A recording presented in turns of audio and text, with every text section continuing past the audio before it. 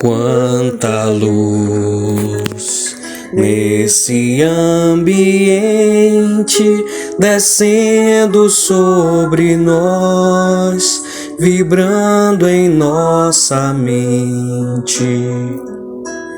Quanta luz, quando assim em prece, como a alma cresce aos olhos de Jesus.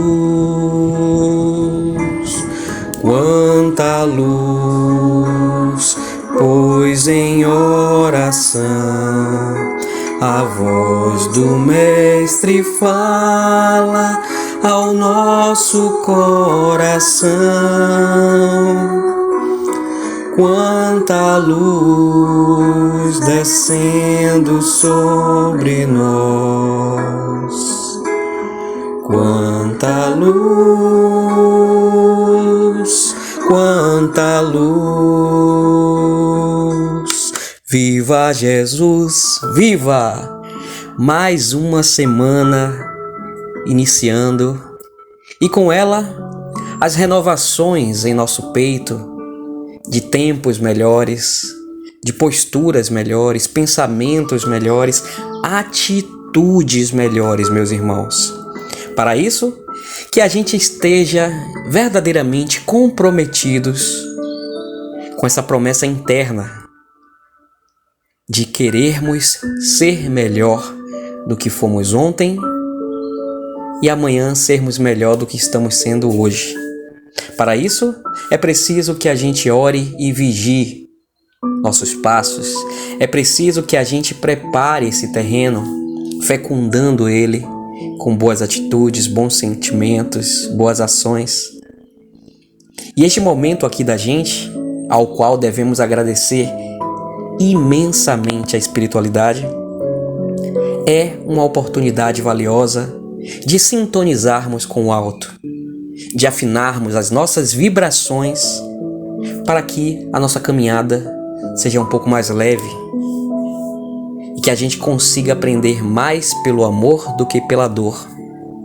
Mas quando for inevitável encarar a dor, que a gente esteja amparado pela nossa fé e protegidos por nossa resiliência. Então, sigamos positivos, sigamos determinados de que para o dia ser bom, para começar, é preciso que a gente acredite que ele possa ser bom. Combinado?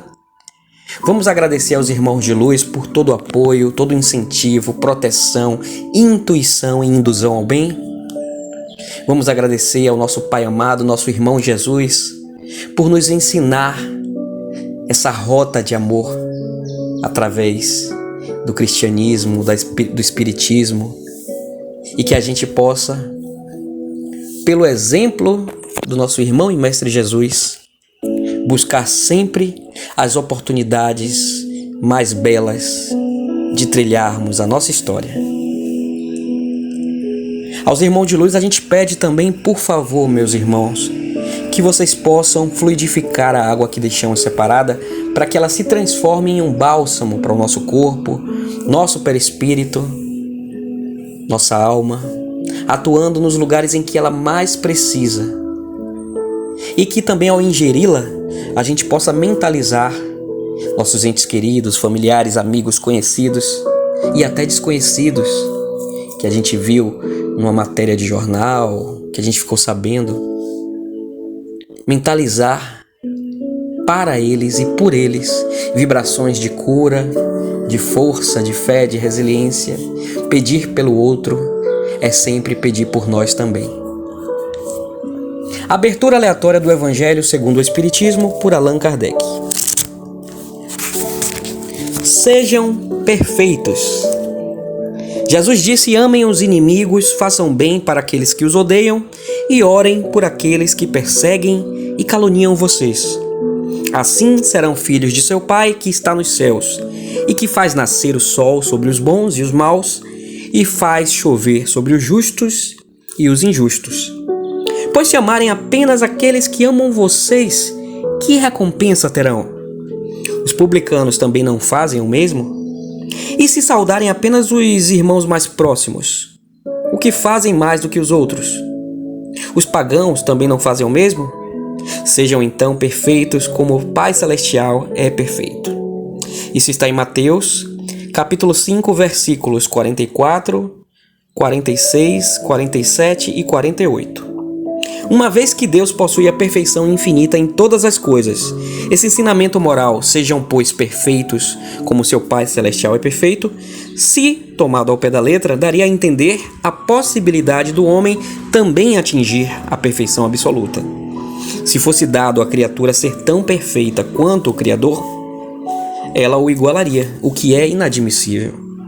Os homens aos quais Jesus falava não tinham condições de compreender essa questão, e por isso ele se limitou em apresentar-lhes um modelo e pediu para que se esforçassem em atingi-lo. Jesus falava de uma perfeição relativa, aquela que a humanidade era capaz de compreender naquela época e que a aproximasse mais da divindade. Mas em que consiste essa perfeição? Jesus mesmo disse: amar os inimigos, fazer o bem para aqueles que nos odeiam e orar por aqueles que nos perseguem. Ele mostra com isso que a essência da perfeição é a caridade, pois para praticá-la é necessário possuir todas as outras virtudes. De alguma forma, a prática da caridade é influenciada pelos vícios e pelos pequenos defeitos que o homem possui. Todos esses vícios nascem do egoísmo e do orgulho, que são os seus sentimentos contrários.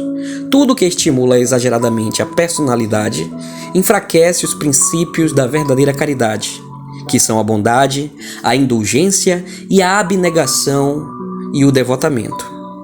Se aquele que ama o próximo consegue também amar os inimigos, isso é sempre um indício de superioridade moral. Assim, o grau de perfeição de uma pessoa está na razão direta do amor que ela consegue ter pelo seu próximo.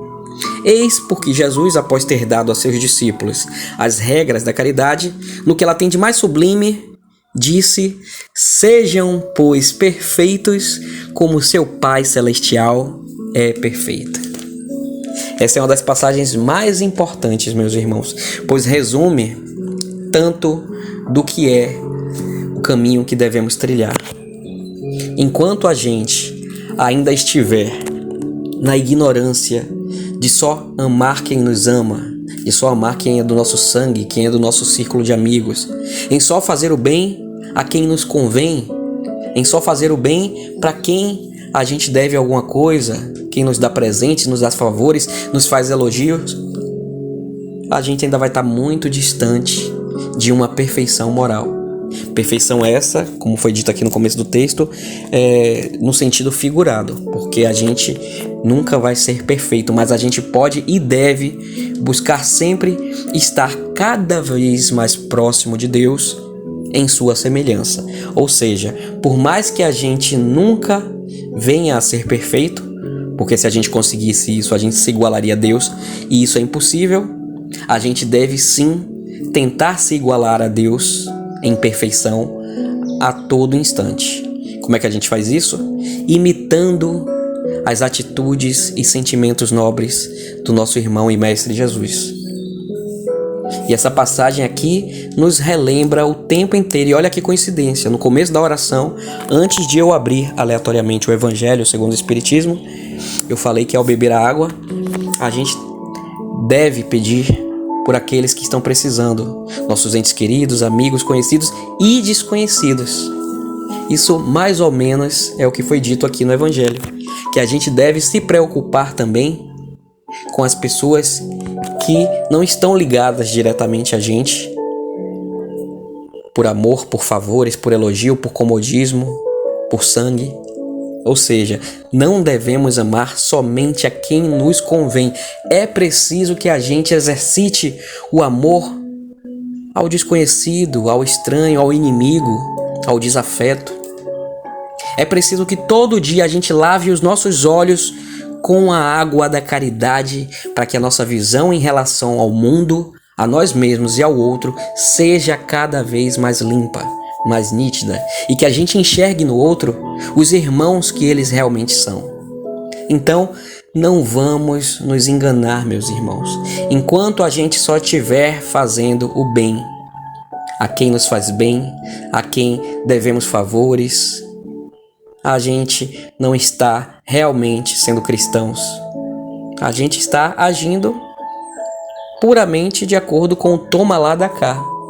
Amar verdadeiramente é querer bem, independente se o outro te quer bem, é perdoar independente se o outro te perdoou, é vibrar por alguém que pode ou não estar vibrando por você, é sorrir para quem nos cerca, é ser educado, é ser gentil, é não guardar ranço de ninguém, não guardar mágoa, é estar aberto verdadeiramente para poder servir como ferramenta de Deus a quem está ao nosso lado, seja para tirar uma dúvida, prestar um favor, dar um abraço, um consolo, uma comida.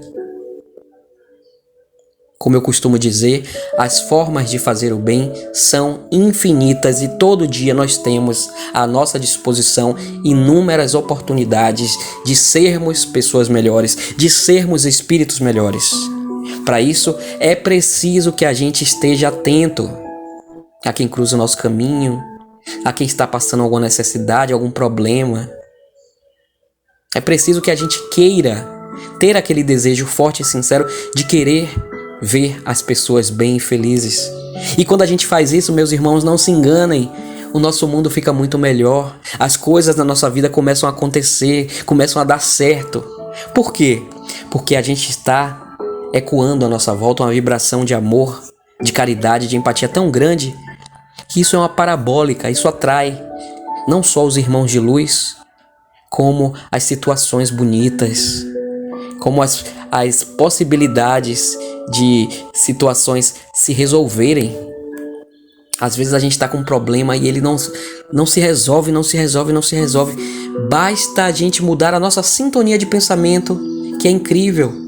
Às vezes surge alguém ou alguma situação e aquele entrave que estava ali te incomodando tanto é resolvido. Por quê? Porque você abriu o canal para positividade. Você parou de vibrar numa frequência de derrotismo, de pessimismo, de tristeza, de mágoa. Você escolheu outro caminho. Então é preciso que diariamente a gente tenha essa consciência de que é possível escolher outros caminhos. Então, sejamos verdadeiramente perfeitos, como diz esse capítulo. Ou seja, que a gente queira ser perfeito todos os dias e não fique só no querer. Que as nossas atitudes falem por nós e que a gente busque esses movimentos de amor, de afeto, de caridade, de perdão, de alegria. E você vai ver como o seu dia ganha um novo tom e as coisas começam a acontecer. A vocês, o meu muito obrigado por estar aqui comigo nessa vibração, por levar à sua casa, ao seu lar, ao seu coração, a palavra de Deus, a mensagem de Jesus. Os seus irmãos de luz, pode ter certeza que estão sentados aí à sua volta, estão felizes por você poder estar ampliando a frequência de amor e positividade no seu lar, no seu peito, na sua vida. Gratos somos, Pai, gratos somos pela oportunidade consciente de emanarmos o Teu amor dentro de nós e à nossa volta. Pai nosso que estais no céu, santificado seja o vosso nome. Venha a nós o vosso reino, seja feita a vossa vontade, assim na terra como é lá no céu. O pão nosso de cada dia, meu Pai, nos dai hoje e perdoa nossas ofensas, como nós tentamos perdoar todos aqueles que têm nos ofendido.